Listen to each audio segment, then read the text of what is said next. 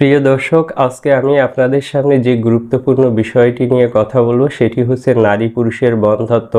যে সকল নারী পুরুষ বন্ধ্যাত্বজনিত সমস্যায় ভুগছেন, যারা বিভিন্ন জায়গায় চিকিৎসা নিয়েছেন, কোথাও ভালো ফল পাচ্ছেন না, তো তাদেরকে আমি বলবো যে ডাক্তার Shashidulal homeo hall and research সেন্টারে নারী পুরুষের বন্ধ্যাত্বের শতভাগ সফল চিকিৎসা পাবেন।